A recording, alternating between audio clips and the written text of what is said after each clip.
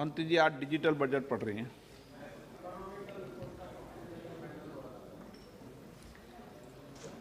Honorable Speaker,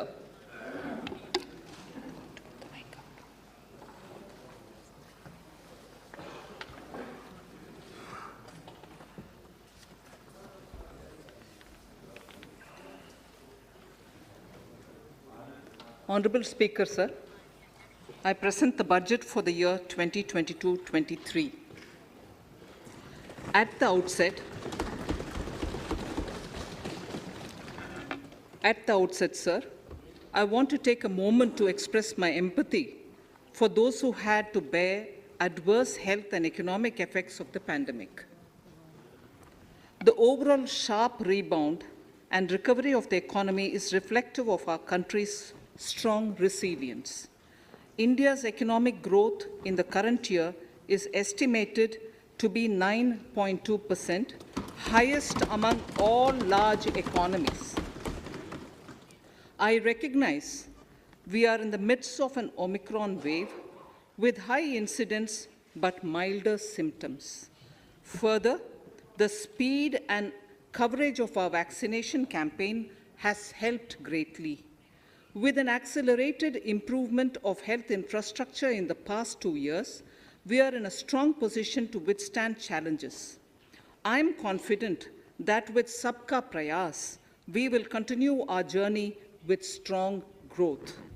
Honorable Speaker, we are marking Azadi Ka Amrit Mahotsav and have entered into Amrit Kal, the 25-year-long lead up to India at 100. Honorable Prime Minister, in his Independence Day address, had set out the vision for India at 100. By achieving certain goals during Amrit Kal, our government aims to attain this vision. They are complementing the macroeconomic level growth focus with a microeconomic level all-inclusive welfare focus, promoting digital economy and fintech, technology-enabled development, energy transition, and climate action, and relying on virtuous cycles starting from private investment with public capital investment, helping to crowd in private investment. Since 2014, our government's focus has been on empowerment of citizens, especially the poor and the marginalized. Measures have included programs that have provided housing, electricity, cooking gas, and access to water. We also have programs for ensuring financial inclusion and direct benefit transfers. We are committed to strengthening the abilities of the poor to tap all opportunities. Our government constantly strives to provide the necessary ecosystem for the middle classes, a vast and wide section which is populated across various middle-income brackets, to make use of the opportunities they so desire. This budget seeks to lay the foundation and give a blueprint to steer the economy over Amrit Kal of the next 25 years, from India at 75 to India at 100. It continues to build on the vision drawn in the budget of 21-22. Its fundamental tenets, which included transparency of financial statement and fiscal position, reflect the government's intent, strengths, and challenges. This continues to guide us. The initiatives of the last year's budget have seen significant progress and have been provided with adequate allocations in this budget as well. The strengthening of health infrastructure, speedy implementation of the vaccination program, and the nationwide resilient response to the current wave of the pandemic are evident for all.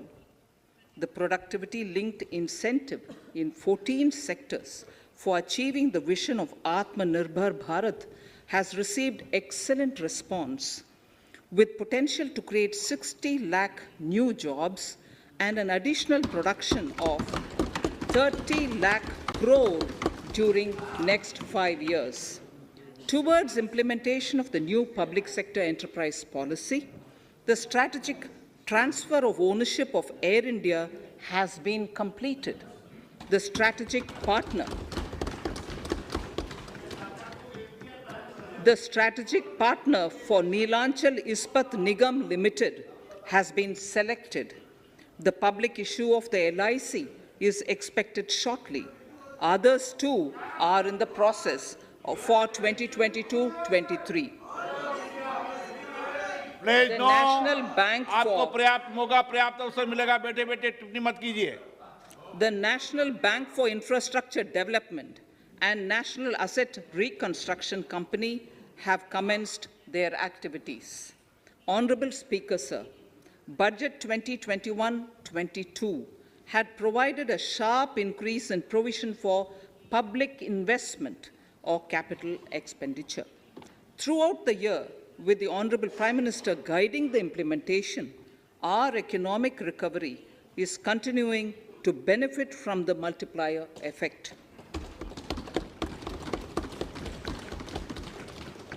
This budget continues to provide impetus for growth. It lays a parallel track of 1. A blueprint for the Amrit Kal, which is futuristic and inclusive. This will directly benefit our youth, women, farmers, the scheduled castes, and the scheduled tribes. And number 2, big public investment. Number 2, big public investment for modern infrastructure, readying for India at 100. This shall be guided by PM Gati Shakti and be benefited by the synergy of multimodal approach. Moving forward on this parallel track, we lay the following 4 priorities: PM Gati Shakti, inclusive development, productivity enhancement and investment, sunrise opportunities, energy transition, and climate action, and 4, financing of investments.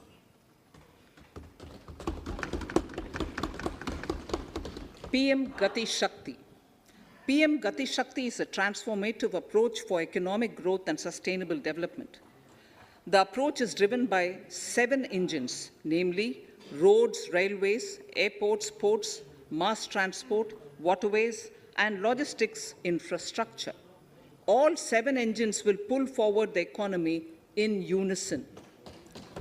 These engines are supported by the complementary roles of energy transmission, IT communication, bulk water and sewerage, and social infrastructure. Finally, the approach is powered by clean energy and Sabka Prayas. The efforts of the central government, the state governments, and the private sector together, leading to a huge job and entrepreneurial opportunities for all, especially the youth. PM Gati Shakti Master Plan, National Master Plan, the scope of PM Gati Shakti National Master Plan will encompass the 7 engines for economic transformation, seamless multimodal connectivity, and logistics efficiency. It will also include the infrastructure development by the state governments as per Gati Shakti Master Plan. The focus will be on planning, financing, including through innovative ways, use of technology, and speedier implementation. The projects pertaining to these 7 engines in the national infrastructure pipeline will be aligned with PM Gati Shakti framework. The touchstone of the master plan will be world-class modern infrastructure and logistics synergy among different modes of movement, both of people and goods, and location of projects. This will help raise the productivity and accelerate economic growth and development. Road transport. PM Gati Shakti Master Plan for expressways will be formulated in 22-23 to facilitate faster movement of people and goods. The National Highways network will be expanded by 25,000 kilometers in 2022-23. 20,000 crores of rupees will be mobilized through innovative ways of financing to complement the public resources. The data exchange among all mode operators will be brought on unified logistics interface platform. designed for application programming interface. This will provide for efficient movement of goods through different modes, reducing logistics cost and time, assisting just-in-time inventory management, and in eliminating tedious documentation. Most importantly, this will provide real-time information to all stakeholders and improve international competitiveness. Open source mobility stack for organizing seamless travel of passengers will also be facilitated. Contracts for implementation of multimodal logistic parks at 4 locations through PPP mode will be awarded in 22-23.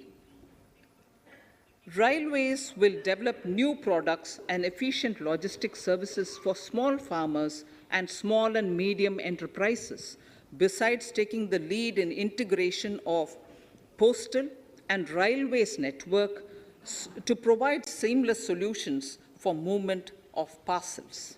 One station, one product concept will be popularized to help local businesses and supply chains.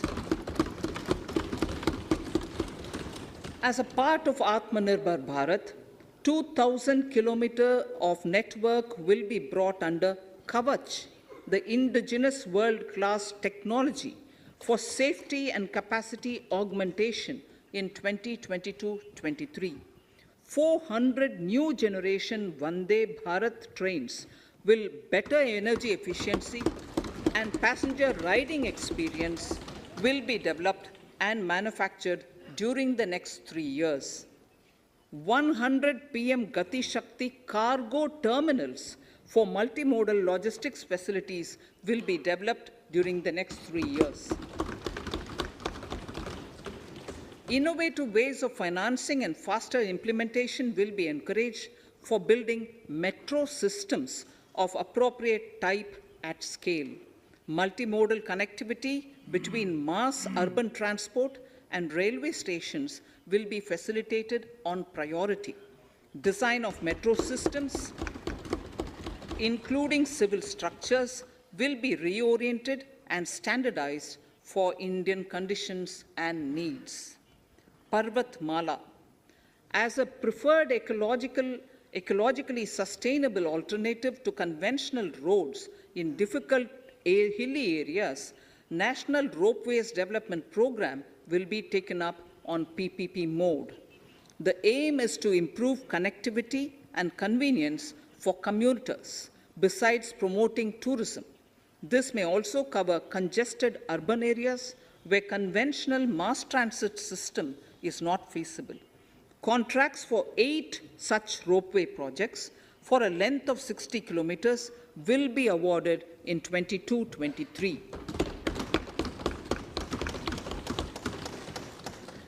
With technical support from the Capacity Building Commission, central ministries, state governments, and their infra agencies will have their skills upgraded. This will ramp up capacity in planning, design, financing, including innovative ways, and implementation management of the PM Gati Shakti infrastructure projects. Inclusive development, our second priority.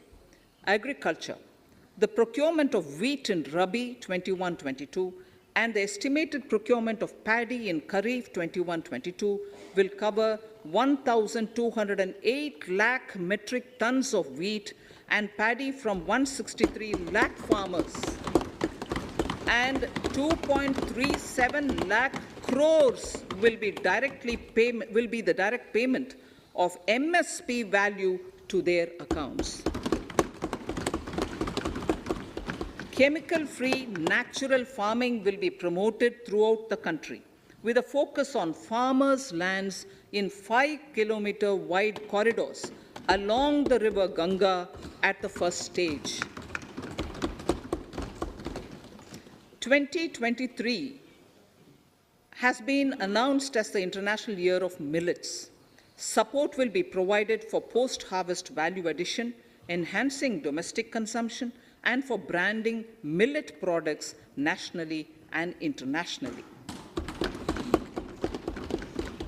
To reduce our dependence on import of oil seeds, a rationalized and comprehensive scheme to increase domestic production of oilseeds will be implemented.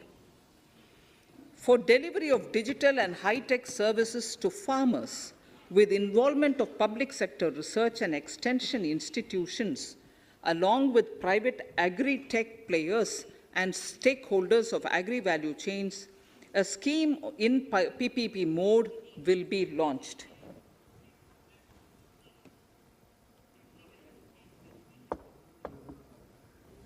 Use of Kisan drones will be promoted for crop assessment, digitization of land records, spraying of insecticides and nutrients.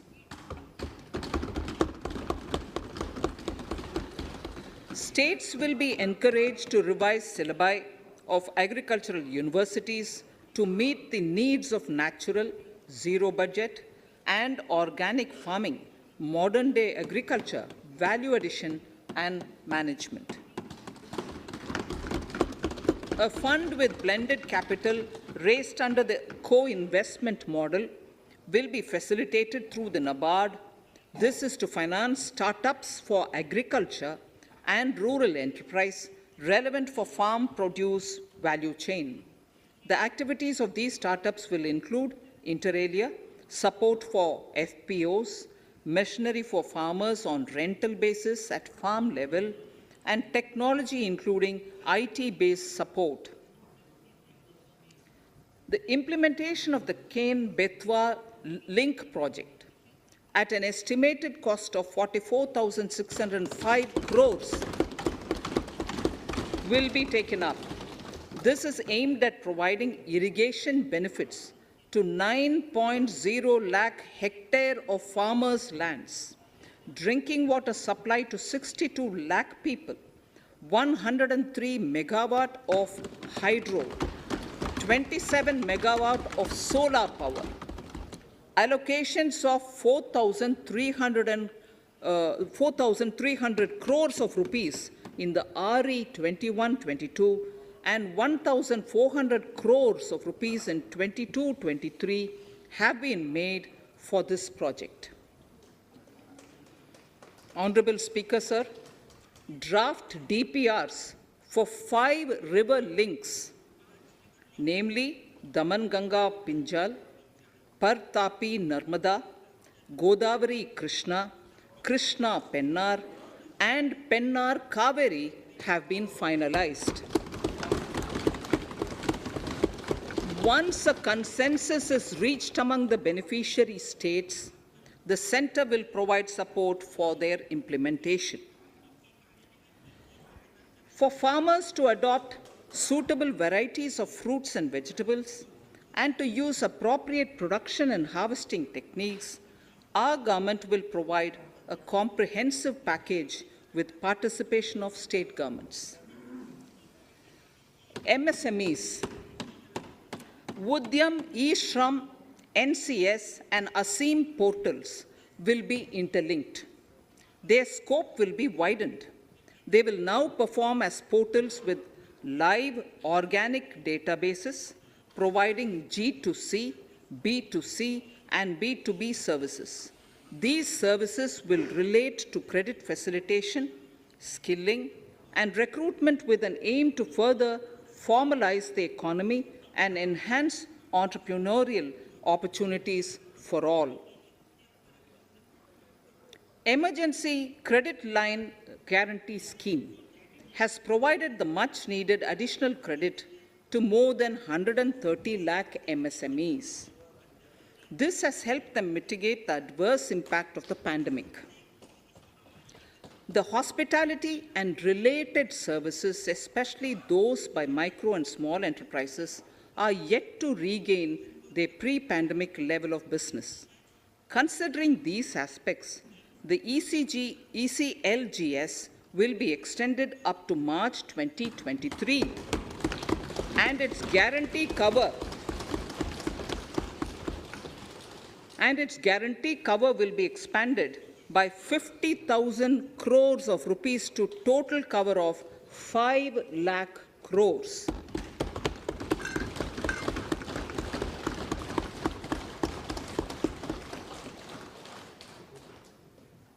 with the additional amount being earmarked exclusively for the hospitality and related sectors.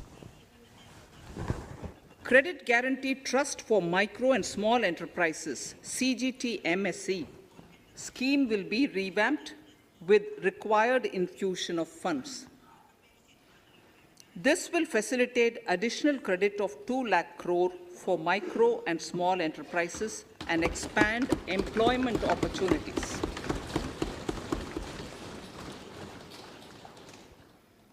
Raising and accelerating MSME performance RAMP program with outlay of 6,000 crore over 5 years will be rolled out. This will help MSME sector become more resilient, competitive, and efficient.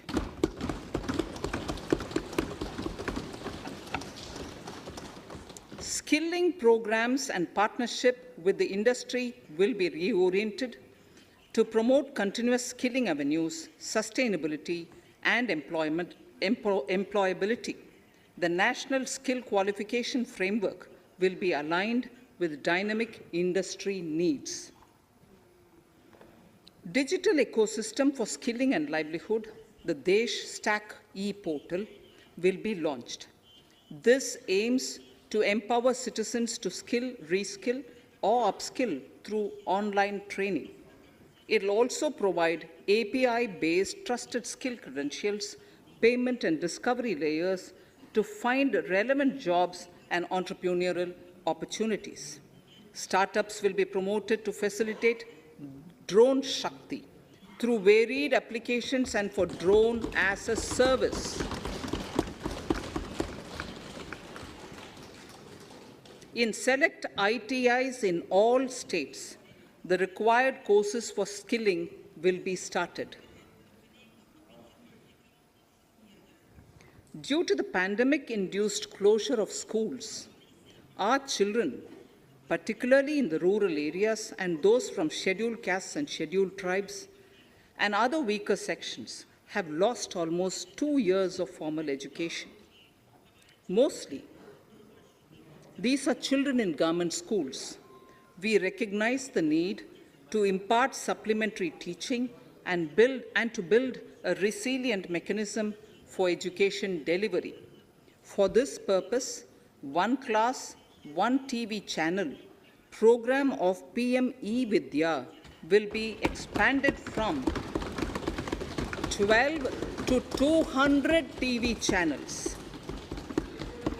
This will enable all states to provide supplementary education in regional languages for classes 1 to 12.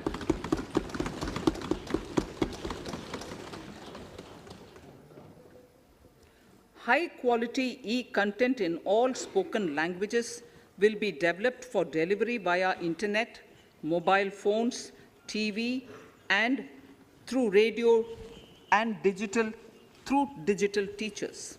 A competitive mechanism for development of quality e-content by the teachers will be set up to empower and equip them with digital tools of teaching and facilitate better learning outcomes. A digital university will be established to provide access to students across the country for world-class quality universal education with personalized learning experience at their doorsteps. This will be made available in different Indian languages and ICT formats. The university will be built on a networked hub and spoke model, with the hub building cutting-edge ICT expertise. The best public universities and institutions in the country will collaborate as a network of hub and spoke. An open platform for the national digital health ecosystem will be rolled out. It will consist of digital registries of health providers and health facilities, unique health identity, consent framework, and universal access to health facilities. The pandemic has accentuated mental health problems in people of all ages. To better the access to quality mental health counseling and care services, a national tele-mental health program will be launched. This will include a network of 23 tele-mental health centers of excellence, with NIMHANS being the nodal center, and International Institute of Information Technology, Bangalore, IIIT Bangalore, providing technology support. Recognizing the importance of Nari Shakti as the harbinger of our bright future and for women-led development, during the Amrit Kal, our government has comprehensively revamped the schemes of the Ministry of Women and Child Development. Accordingly, 3 schemes, namely Mission Shakti, Mission Vatsalya, Saksham Anganwadi and Poshan 2.0 were launched recently to provide integrated benefits to women and children. Saksham Anganwadis are a new generation Anganwadis that have better infrastructure and audio-visual aids, powered by clean energy and providing improved environment for early childhood development. 2 lakh Anganwadis will be upgraded under this scheme. Current coverage of Har Ghar Nal Se Jal is 8.7 crores. Of this, 5.5 crore households were provided tap water in last 2 years itself. Allocation of 60,000 crores of rupees has been made with an aim to cover 3.8 crore households in 2022 and 23. In 22-23, 80 lakh houses will be completed for the identified eligible beneficiaries of the PM Awas Yojana, both rural and urban. 48,000 crores is allotted for this purpose. The central government will work with the state governments for reduction of time required for all land and construction-related approvals, for promoting affordable housing for middle class and for the economically weaker sections in urban areas. We shall also work with the financial sector, regulators, to expand access to capital along with reduction in cost of intermediaries. A new scheme, Prime Minister's Development Initiative for the Northeast, will be implemented through the Northeastern Council.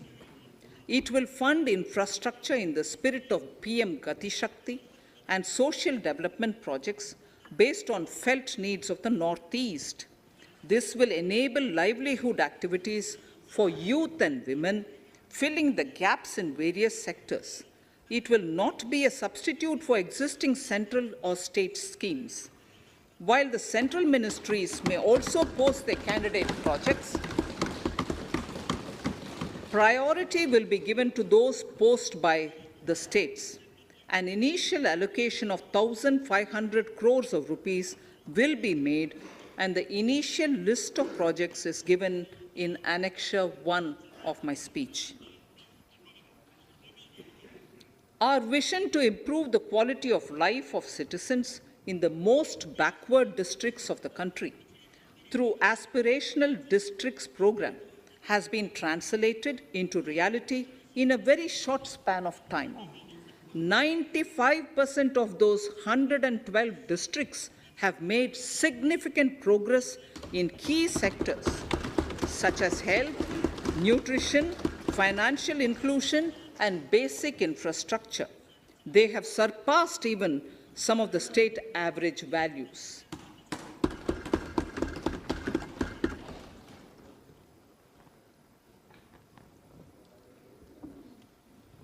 However, in those districts, some blocks continue to lag.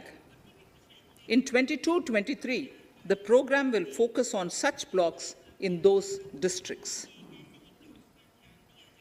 Border villages with sparse population, limited connectivity, and infrastructure often get left out from the development gains, Such villages on the northern border will be covered under a new Vibrant Villages program.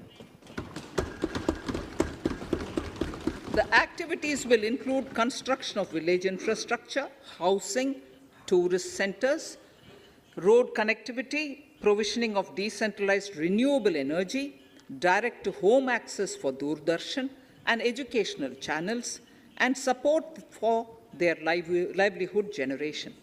Additional funding for these activities will be provided. Existing schemes will be converged. We will define their outcomes and monitor them on a constant basis. In 2022, 100% of 1.5 lakh post offices will come on the core banking system, enabling financial inclusion and accessing ATMs, and also provide online transfer of funds between post office accounts and bank accounts. This will be helpful, especially for farmers and senior citizens in rural areas, enabling interoperability and financial inclusion. Honorable Speaker, sir, in recent years, digital banking, digital payments, and fintech innovations have grown at a rapid pace in the country. Government is continuously encouraging these sectors to ensure that the benefits of digital banking reach every nook and corner of the country in a consumer-friendly manner. Taking forward this agenda and to mark 75 years of our independence, it is proposed to set up 75 digital banking units in 75 districts of the country by scheduled commercial banks. The financial support for digital payment ecosystem announced in the previous budget will continue in 22-23 as well. This will encourage further adoption of digital payments. There will also be a focus to promote use of payment platforms that are economical and user-friendly. Sir, I move to the next priority. In recent years, over 25,000 compliances were reduced and nearly 1,500 union laws were repealed. This is the result of our government's strong commitment for minimum government and maximum governance. 1,486 union laws were repealed. Our trust in the public and ease of doing business is what is highlighted here, sir. For the Amrit Kal, the next phase of ease of doing business 2.0 and ease of living will be launched. In our endeavor to improve productive efficiency of capital and human resources, we will follow the idea of trust-based governance. The new phase will be guided by an active involvement of the states, digitization of manual processes and interventions, integration of the central and state level systems through IT bridges, a single point access for all citizen-centric services, and standardization and removal of overlapping compliances, crowdsourcing of suggestions and ground-level assessment of the impact with active involvement of citizens and businesses will be encouraged. A single window portal, Parivesh, for all green clearances was launched in 2018. It has been instrumental in reducing the time required for approvals significantly. The scope of this portal will be expanded to provide information to the applicants based on location of units. Information about specific approvals will be provided. It will enable application for all 4 approvals through a single form and tracking of the process through Centralized Processing Center Green, CPC Green. E-passports. The issuance of e-passports using embedded chip and futuristic technology will be rolled out in 22-23 to enhance the convenience for the citizens in their overseas travel. By the time of India at 100, nearly half our population is likely to be living in urban areas. To prepare for this, orderly urban development is of critical importance. This will help realize the country's economic potential, including livelihood opportunities for the demographic dividend. For this, on the one hand, we need to nurture the megacities and their hinterlands to become current centers of economic growth. On the other, we need to facilitate Tier 2 and Tier 3 cities to take on the mantle in the future.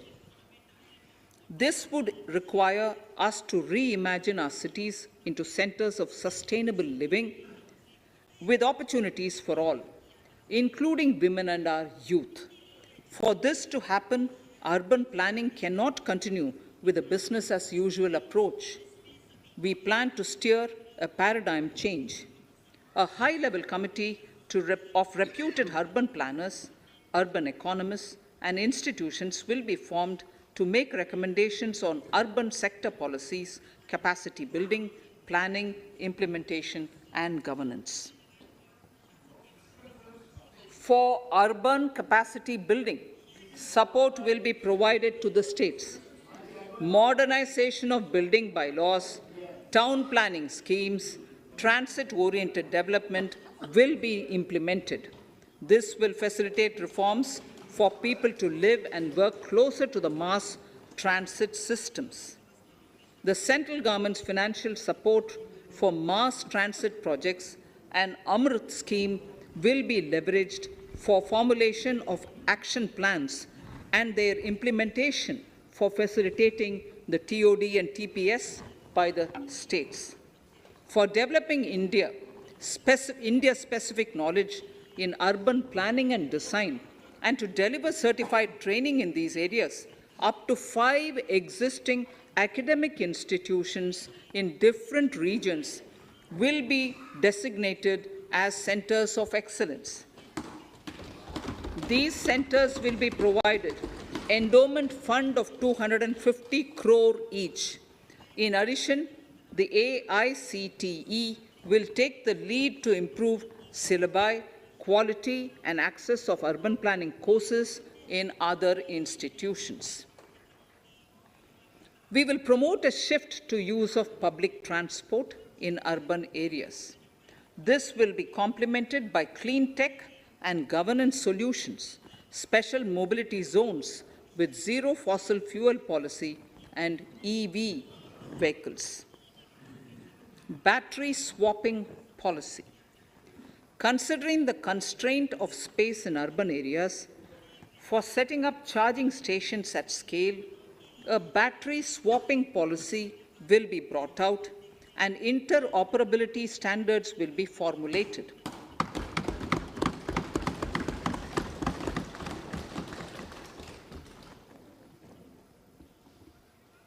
The private sector will be encouraged to develop sustainable and innovative business models for battery or energy as a service.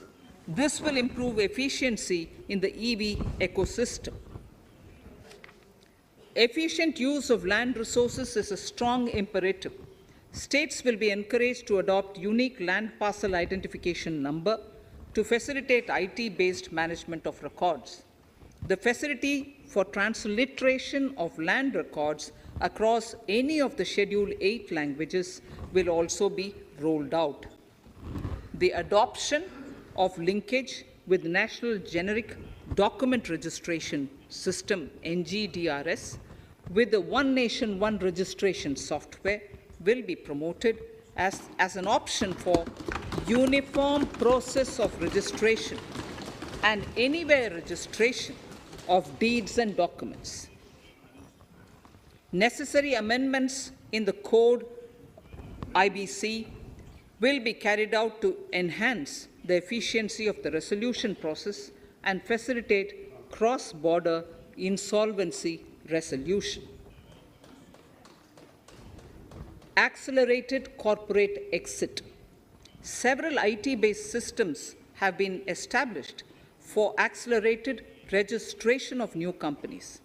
Now the Center for Processing Accelerated Corporate Exit, CPACE, will process re-engineering, will be established to facilitate and speed up the voluntary winding up of these companies from the currently required 2 years to less than 6 months.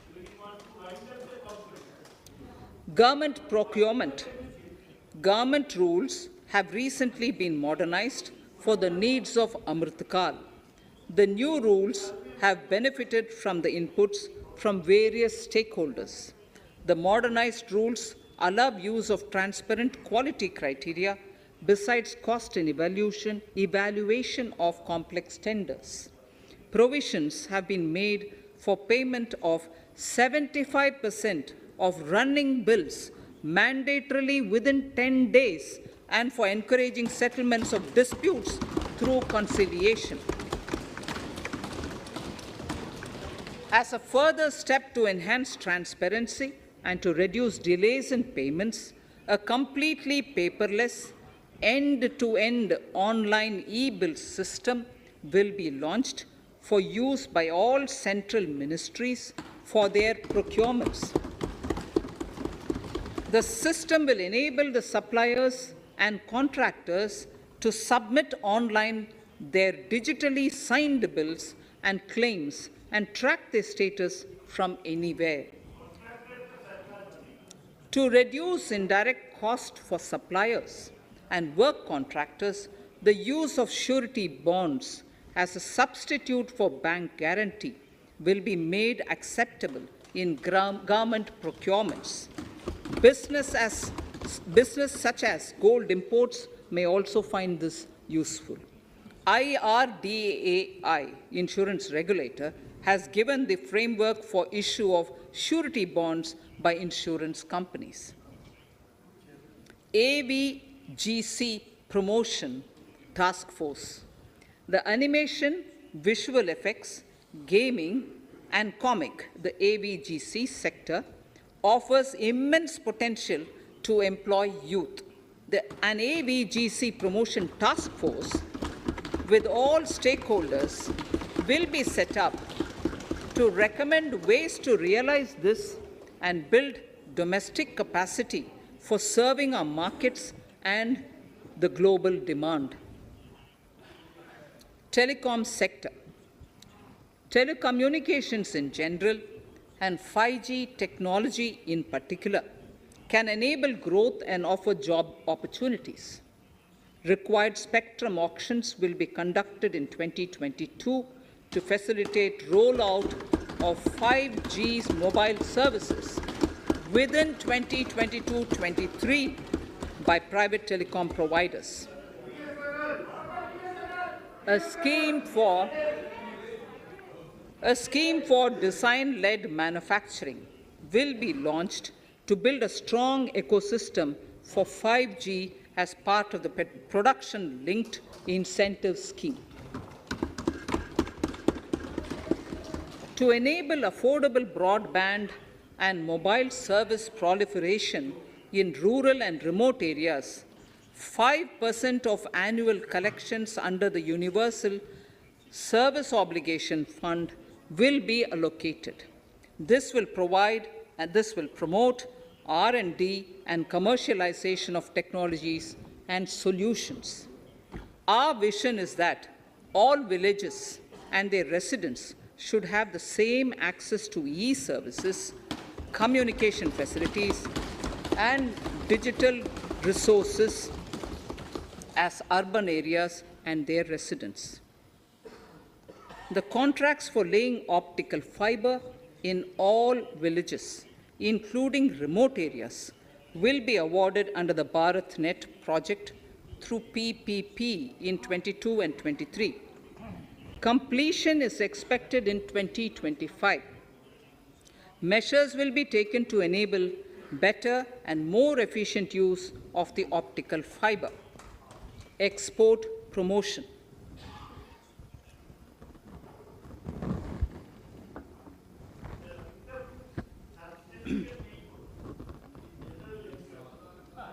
The Special Economic Zones Act will be replaced with a new legislation that will enable the states to become partners in development of enterprise and service hubs.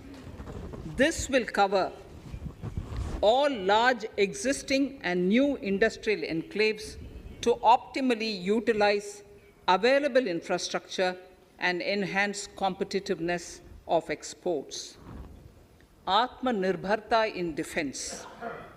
Our government is committed to reducing imports and promoting Atmanirbharta in equipment for the armed forces. 68% of the capital procurement budget will be earmarked for domestic industry in 22-23,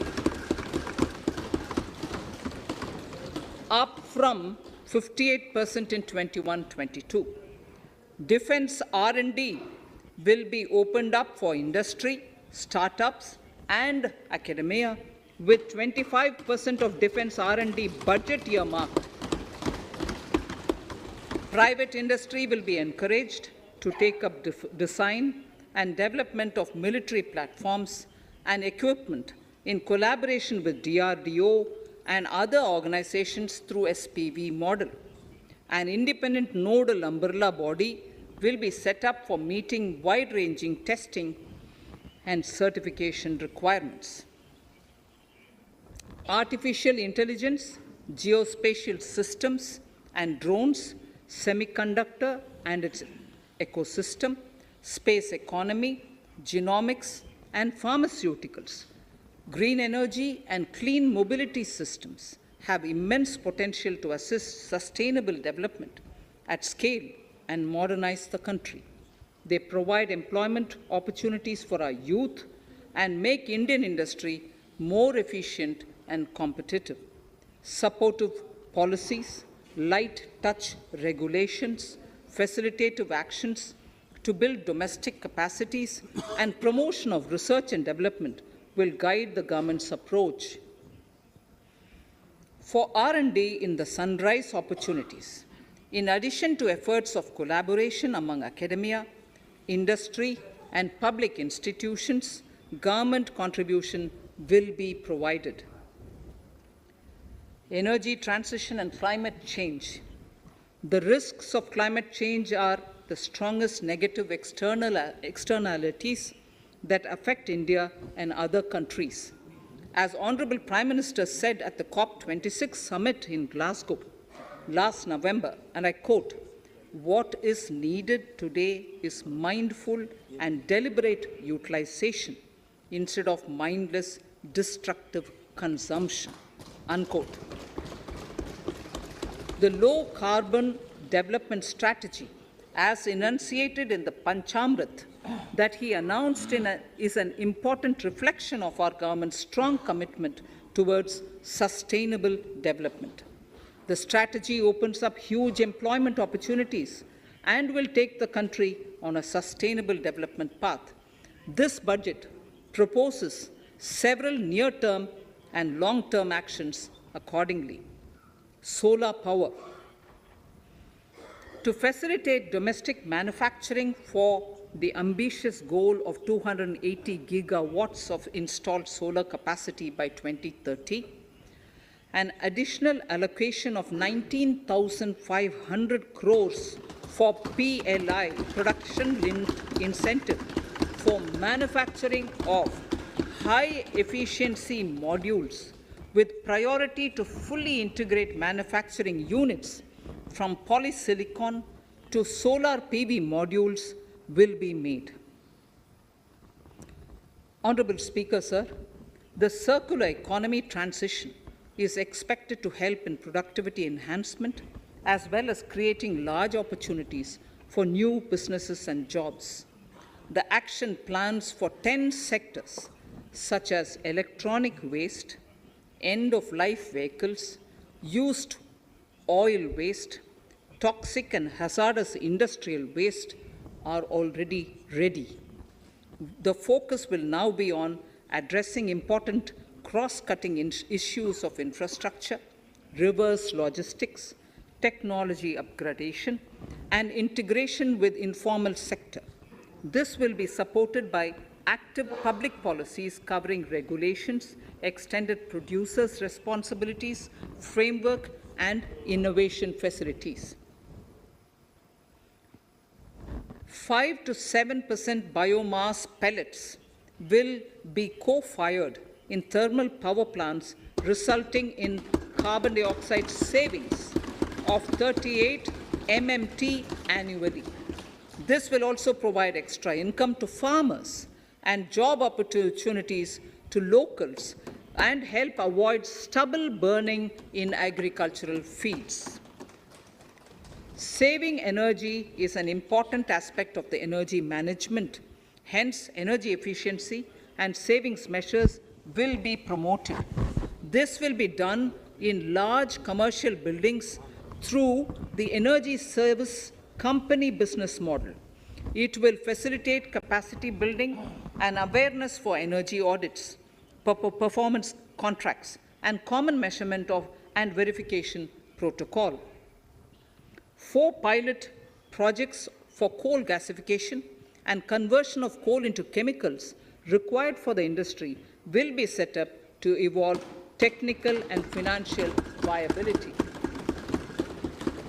The policies and required legislative changes to promote agroforestry and private forestry will be brought in. In addition, financial support will be provided to farmers belonging to scheduled agroforestry. Honourable Speaker, I now move to the 4th priority, financing of investments. Capital investment holds the key to speedy and sustainable economic revival and consolidation through its multiplier effect. Capital investment also helps in creating employment opportunities, induced enhanced demand for manufactured input from large industries and MSMEs, services from professionals, and help farmers through better agri-infrastructure. The economy has shown strong resilience to come out of the effects of the pandemic with high growth. However, we need to sustain that level to make up for the setback of 2020-2021. As outlined in para 5 earlier, the virtuous cycle of investment requires public investment to crowd in private investment. At this stage, private investments seem to require that support to rise to their potential and to the needs of the economy. Public investment must continue to take the lead and prime the private investment and demand in 2022-23. Considering the above imperative, the outlay for capital expenditure in the Union budget is once again being stepped up sharply by 35.4% from 5.54 lakh crore in the current year to 7.50 lakh crores in 22-23. This has increased to more than 2.2 times the expenditure of 2019-20. This outlay in 22-23 will be 2.9% of the GDP. Effective capital expenditure, with this investment taken together with the provision made for creation of capital assets through grants and aid to states, the effective capital expenditure of the central government is estimated at 10.68 lakh crores in 22-23, which will be about 4.1% of the GDP. Green bonds. As a part of the government's overall market borrowings in 22-23, sovereign green bonds will be issued for mobilizing resources for green infrastructure. The proceeds will be deployed in public sector projects, which help in reducing the carbon intensity of the economy. GIFT IFSC. World-class foreign universities and institutions will be allowed in the GIFT city to offer courses in the financial management, fintech, science, technology, engineering, and mathematics, free from domestic regulations, except those by the IFSCA, to facilitate availability of high-end human resources for financial services and technology. An international arbitration center will be set up in the GIFT city for timely settlement of disputes under international jurisprudence. Services for global capital for sustainable and climate finance in the country will be facilitated in the GIFT city. Infrastructure status, data centers and energy storage systems, including dense charging infrastructure and grid-scale battery systems, will be included in the harmonized list of infrastructure. This will facilitate credit availability for digital infrastructure and clean energy storage. Venture capital and private equity invested more than 5.5 lakh crores last year, facilitating one of the largest startup growth system. Scaling up this investment requires a holistic examination of regulatory and other frictions. An expert committee will be set up to examine and suggest appropriate measures. Government-backed funds, NIIF and SIDBI, Fund of Funds, have provided scale capital, creating a multiplier effect. For encouraging important sunrise sectors such as climate action, deep tech, digital economy, pharma, and agri-tech, the government will promote these thematic funds for blended finance, with the government share being limited to 20% and the funds being managed by private fund managers. For financing the infrastructure needs, the stepping up of public investment will need to be complemented by private capital at a significant scale. Measures will be taken to enhance financial viability of projects, including PPP, with technical and knowledge assistance from multilateral agencies. Enhancing financial viability shall also be obtained by adopting global best practices, innovative ways of financing, and balanced risk allocation. Digital rupee.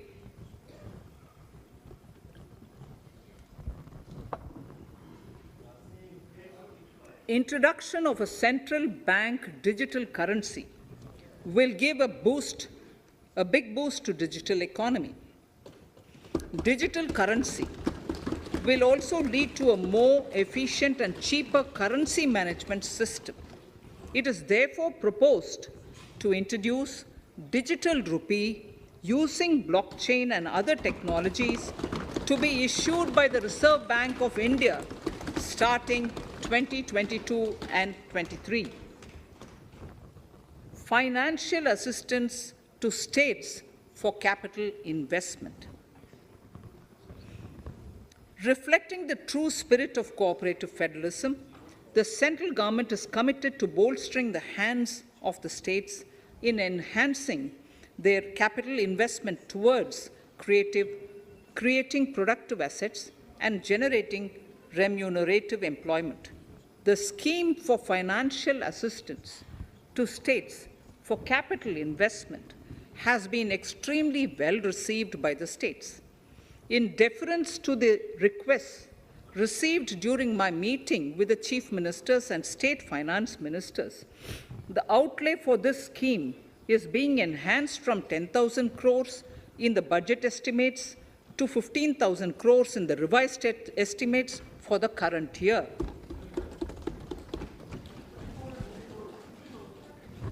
For 22-23,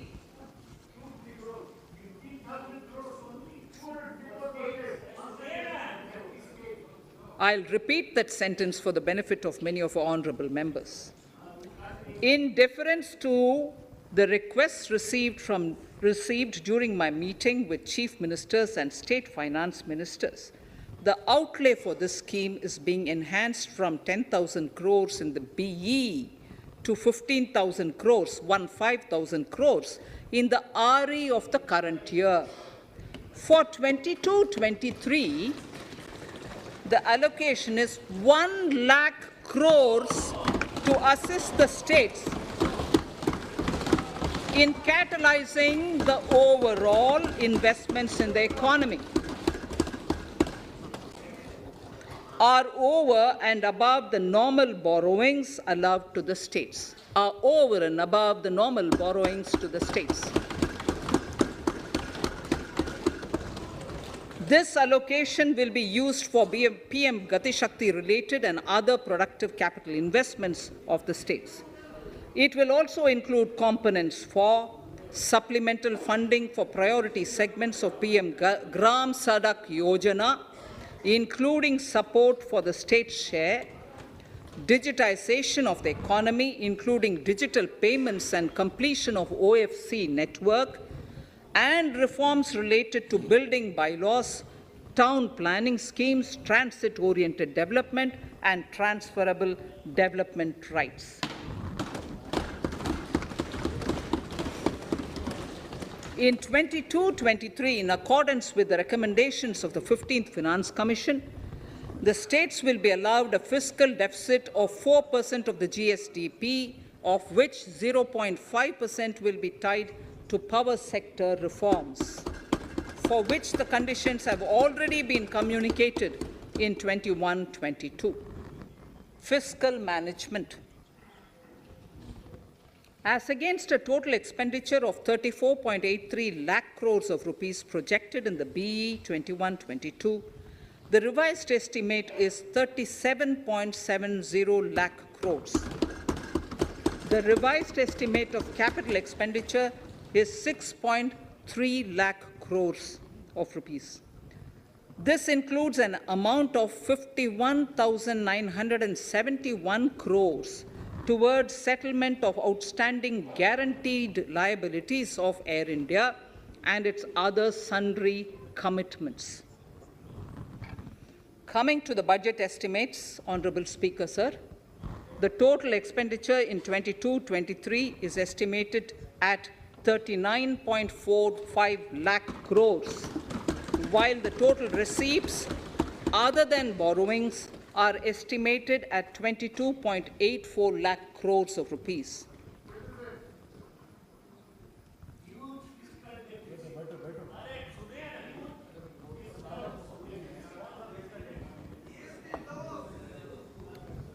The revised fiscal deficit, Honorable Speaker, in the current year is estimated at 6.9% of the GDP, as against 6.8% projected in the budget estimates. The fiscal deficit is in 22-23 is estimated at 6.4% of the GDP, which is consistent with the broad path of the fiscal consolidation announced by me last year to reach a fiscal deficit level below 4.5% by 25-26. While setting the fiscal deficit level in 22-23, I am conscious of the need to nurture growth through public investment to become stronger and sustainable. I will now move to Part B of my speech.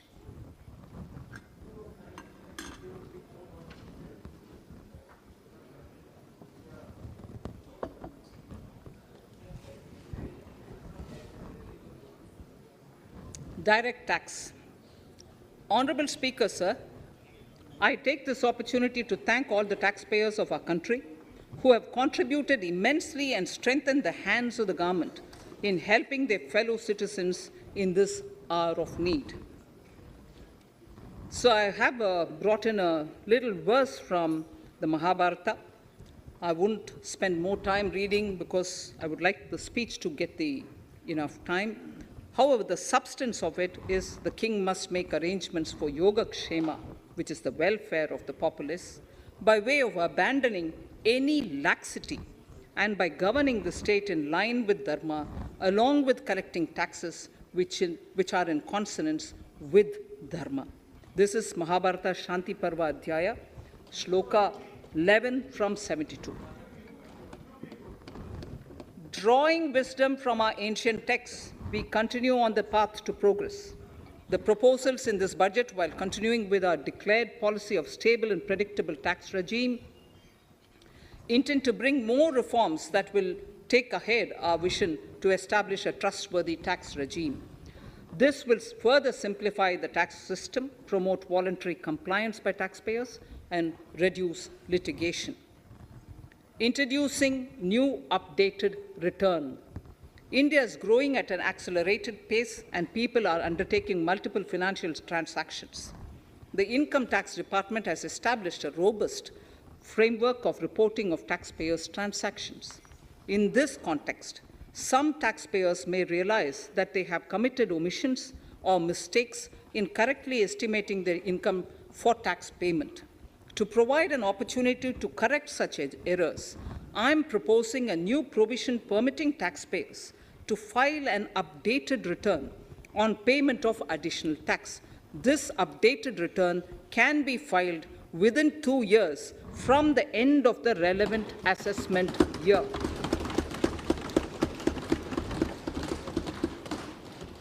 Honorable Speaker, sir, presently, if the department finds out that some income has been missed out by an assessee, it goes through a lengthy process of adjudication.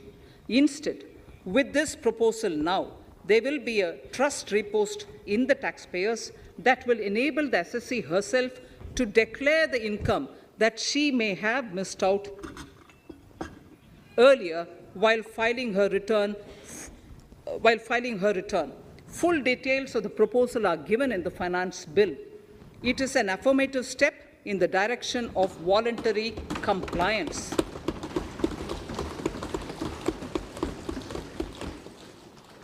Reduced alternative minimum tax rate and surcharge for cooperatives. Currently, cooperative societies are required to pay alternate minimum tax at the rate of 18 and 1.5%. However, companies pay the same rate, which is the alternate minimum tax, at the rate of 15%. To provide a level playing field between cooperative societies and companies, I propose to reduce this rate for the cooperative societies also to 15%. Honorable Speaker, sir, I also propose to reduce the surcharge on cooperative societies from the present 12% to 7% for those having total income of more than 1 crore and up to 10 crores.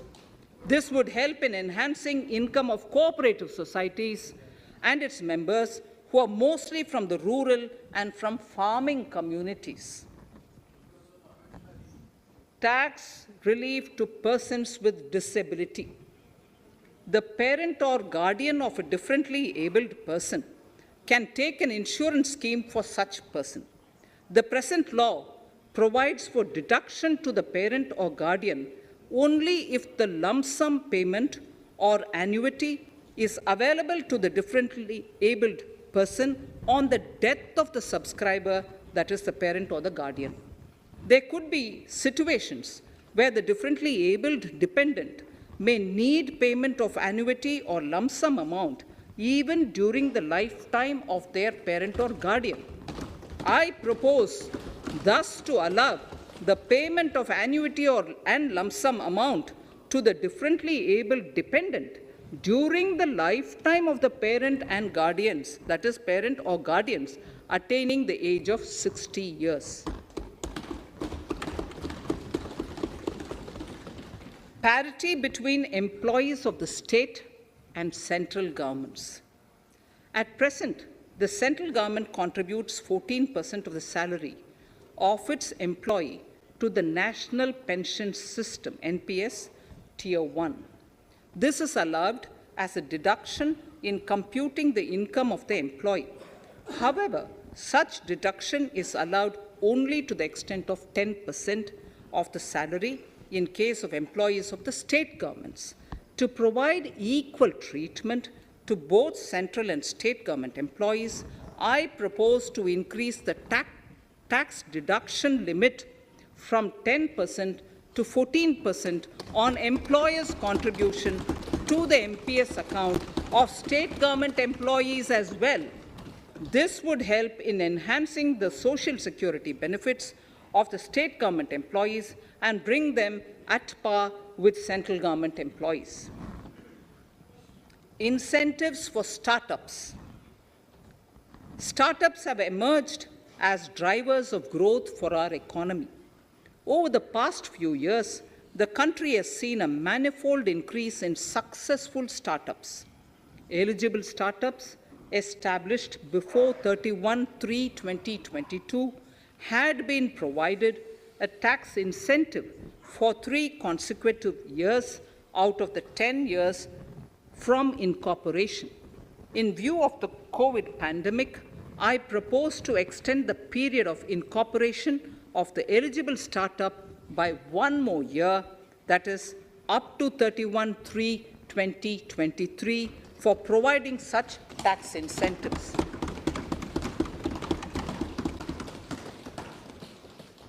Incentives for newly incorporated manufacturing entities under concessional tax regime.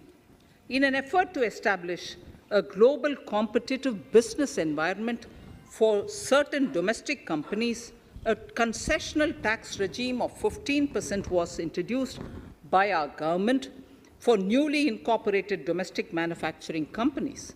I propose to extend the last date for commencement of manufacturing or production under Section 115B(ab) by 1 more year, that is, from 31st March 2023 to 31st March 2024.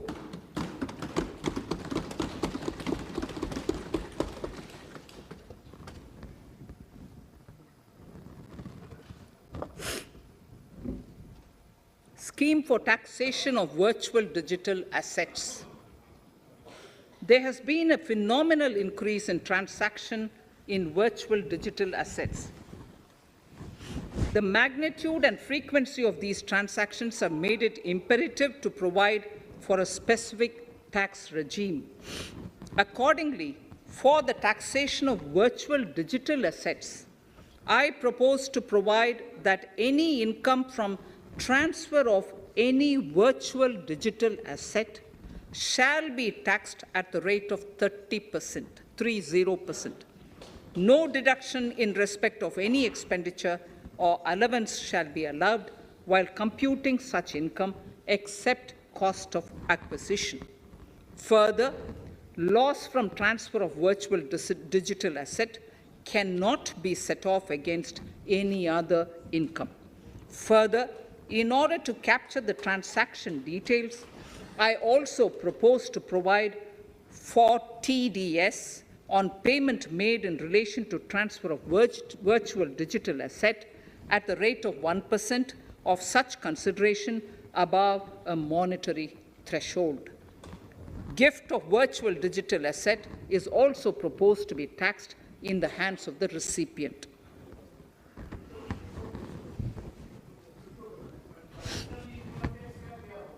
Litigation management to avoid repetitive appeals by the department. It has been observed that a lot of time and resources are consumed in filing of appeals which involve identical issues. Taking forward our policy of sound litigation management, I propose to provide that if a question of law in the case of an assessee is identical to a question of law which is pending in the appeal before a jurisdictional high court or Supreme Court, in any case, the filing of further appeal in the case of this assessee by the department shall be deferred till such a question of law is decided by the jurisdictional high court or the Supreme Court. This will greatly help in reducing the repeated litigation between taxpayer and the department.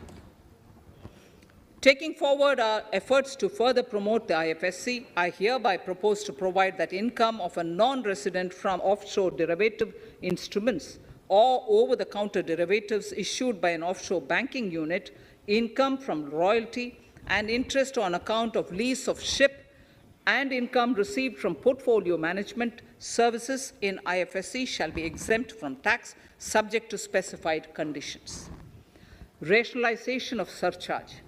In the globalized business world, there are several work contracts whose terms and conditions mandatorily require formation of a consortium. The members in the consortium are generally companies. In such cases, the income of these AOPs has to suffer a graded surcharge up to 37%, which is a lot more than surcharge on the individual companies. Accordingly, I propose to cap the surcharge of these AOPs at 15%, 15%. Further, the long-term capital gains on listed equity shares, units, etc., are liable to maximum surcharge of 15%, while other long-term capital gains are subjected to a graded surcharge, which goes up to 37%. I propose to cap the surcharge on long-term capital gains arising on transfer of any type of assets at 15%. This step will give a boost to startup community, and along with my proposal on the extended tax benefits to manufacturing companies and startups, reaffirms our commitment to Atmanirbhar Bharat. Clarification in relation to health and education cess as business expenditure. The income tax is not an allowable expenditure for computation of business income. This includes tax as well as surcharges. The health and education cess is imposed as an additional surcharge programs. However, some courts have allowed health and education cess as business expenditure, which is against the legislative intent. To reiterate the legislative intent, I propose to clarify that any surcharge or cess on income and profits is not allowable as business expenditure. Deterrence against tax evasion. Honorable Speaker, sir, presently there is ambiguity regarding set-off of brought forward loss against undisclosed income detected in search operations. It has been observed that in many cases where undisclosed income or suppression of sales, etc., is detected, payment of tax is avoided by setting off of losses. In order to bring certainty and to increase deterrence among tax evaders, I propose to provide that no set-off of any loss shall be allowed against undisclosed income detected during search and survey operations.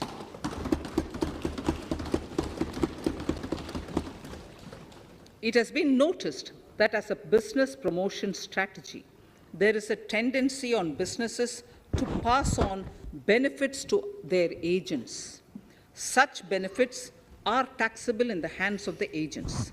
In order to track such transactions, I propose to provide for tax deduction by the person giving benefits if the aggregate value of such benefits exceeds 20,000 rupees during the financial year.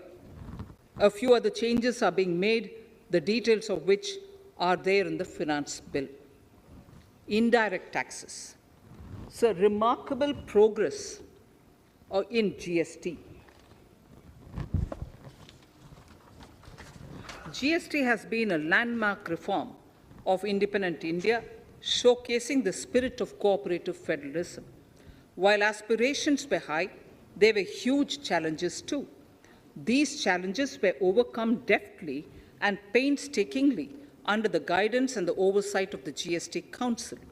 We can now take pride in a fully IT-driven and progressive GST regime that has fulfilled the cherished dream of India as one market, one tax.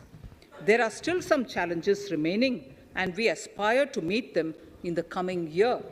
The right balance between facilitation and enforcement has engendered significantly better compliance, and enforcement has engendered better compliance. GST revenues are buoyant despite the pandemic. I would bring in something which I've got to know this morning, not part of my speech, but worth putting in here for the knowledge of the Honourable House. I would like to bring to the notice of this House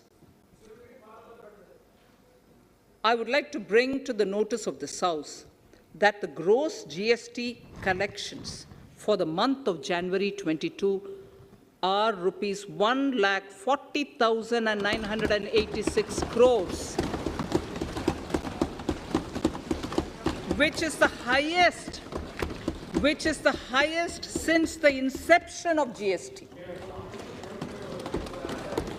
This has been possible due to rapid economic growth, recovery, post-COVID,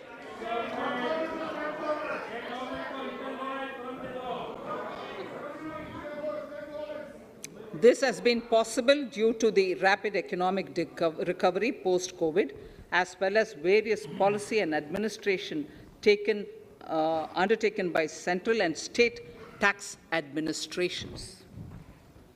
Taxpayers deserve applause for this growth. Not only did they adapt to the changes, but enthusiastically contributed to the cost of paying taxes. Special economic zones. In part A of my speech, I have referred to the proposed reforms in SEZs. Alongside, we will also undertake reforms in customs administration of SEZs, and it shall henceforth be fully IT-driven and function on the customs national portal with a focus on higher facilitation and with only risk-based checks. This will ease doing business by SEZ units considerably. This reform shall be implemented by 30th September 2022. Customs reforms and duty rate changes.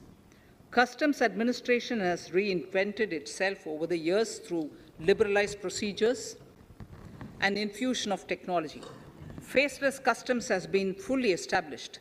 During COVID-19 pandemic, customs formation have done exceptional frontline work against all odds, displaying agility and purpose. Customs reforms have played a very vital role in domestic capacity creation, providing level playing field to our MSMEs, easing the raw material supply side constraints, enhancing ease of doing business, and being an enabler to other policy initiatives such as PLI and phased manufacturing plans. My proposal on customs side are aligned to these objectives. Project imports and capital goods, doubling the production of capital goods by 2025. This would create an employment opportunities and result in increased economic activity. However, several duty exemptions, even extending to over 3 decades, in some cases have been granted to capital goods for various sectors like power, fertilizer, textiles, leather footwear, food processing, and fertilizers. These exemptions have hindered the growth of the domestic capital goods sector.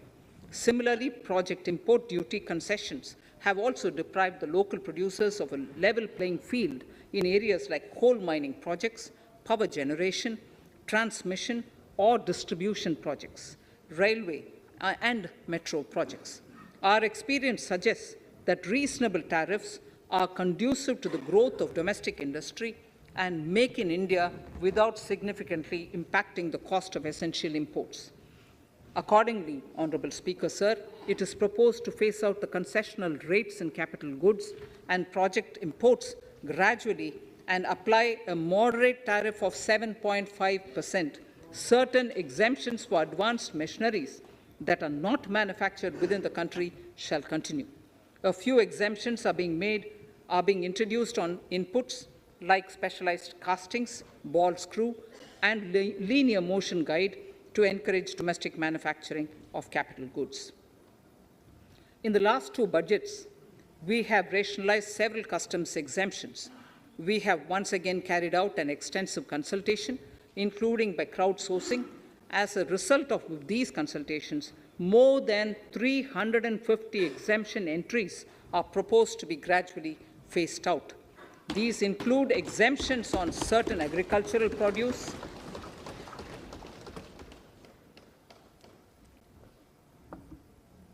chemicals, fabrics, medical devices and drugs, and medicines for which sufficient domestic capacity exists.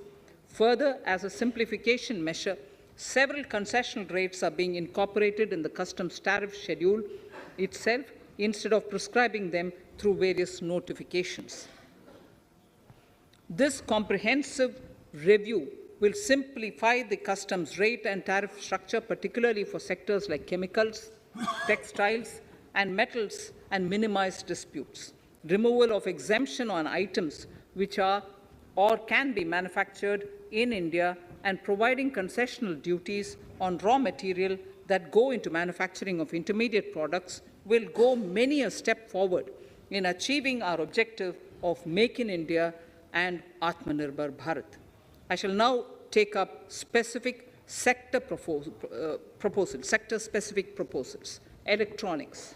Electronic manufacturing has been growing rapidly. Customs duty rates are being calibrated to provide a graded rate structure to facilitate domestic manufacturing of wearable devices, hearable devices, and electronic smart meters. Duty concessions are being given to parts of transformer of mobile phone chargers and camera lens of mobile camera module and certain other such items. This will enable domestic manufacturing of high-growth electronic items. Gems and jewelry. To give a boost to the gems and jewelry sector, customs duty on cut and polished diamonds and gemstones is being reduced to 5%. Simply sawn diamond would attract nil customs duty. To facilitate export of jewelry through e-commerce, a simplified regulatory framework shall be implemented by June this year to disincentivize import of undervalued imitation jewelry. The customs duty on imitation jewelry is being prescribed in a manner that a duty of at least 400 rupees per kg is paid on its import. Chemicals. Customs duty on certain critical chemicals, namely methanol, acetic acid, and heavy feedstocks for petroleum refining are being reduced, while duty is being raised on sodium cyanide, for which adequate capacity in the domestic arena exists. These changes will help in enhancing domestic value addition. MSMEs. Duty on umbrellas is being raised to 20%. Exemption to parts of umbrellas is being withdrawn. Exemption is also being rationalized on implements and tools for agricultural sector which are manufactured in India. Customs duty exemption given to steel scrap last year is being extended for another year to provide relief to MSME secondary steel producers. Certain anti-dumping and CVD on stainless steel and coated steel flat products, bars of alloy steel, and high-speed steel are being revoked in larger public interest considering prevailing high prices of metals. To incentivize exports, exemptions are being provided on items such as embellishment, trimmings, fasteners, buttons, zipper, lining material, specified leather, furniture fittings, and packaging boxes that may be needed by bona fide exporters of handicrafts, textiles, leather garments, leather footwear, and other goods. Honorable Speaker, sir, duty is being reduced on certain inputs required for shrimp aquaculture so as to promote its exports. Tariff measure to encourage blending of fuel. Blending of fuel is a priority for this government. To encourage the efforts for blending of fuel, unblended fuel shall attract an additional differential excise duty of rupees 2 per litre from first day of October 22.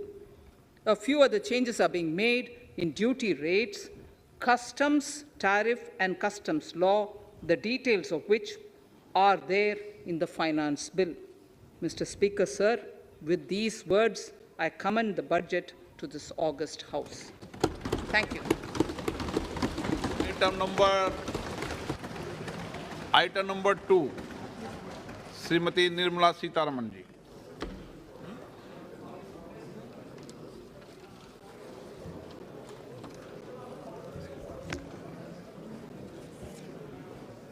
Sir, with your permission, I rise to lay on the table the following statements under Section 3(1) of the Fiscal Responsibility and Budget Management FRBM Act 2003, Medium-Term Fiscal Policy cum Fiscal Policy Strategy Statement and Macroeconomic Framework Statement. Item number 3, Vitt Videk 2020, Nirmala Sitharaman ji. Sir, item number 3, Finance Bill. Sir, with your permission, I rise to move for leave to introduce the Finance Bill 2022. प्रश्न ये कि वित्त विधेयक को पुनर्स्थापित करने की अनुमति प्रदान की जाए। जो सदस्य इसके पक्ष में हाँ कहें, जो सदस्य विरोध में ना कहें, मेरे विचार में निर्णय हाँ वालों के पक्ष में, हाँ वालों के पक्ष में। माननीय मंत्री जी, वित्त विधेयक को पुनर्स्थापित करें। Sir, I introduce the bill. सभा की कार्रवाई कल बुधवार दिनांक 2 फरवरी 2022 को 4:30 बजे तक के लिए स्थगित की जाती है।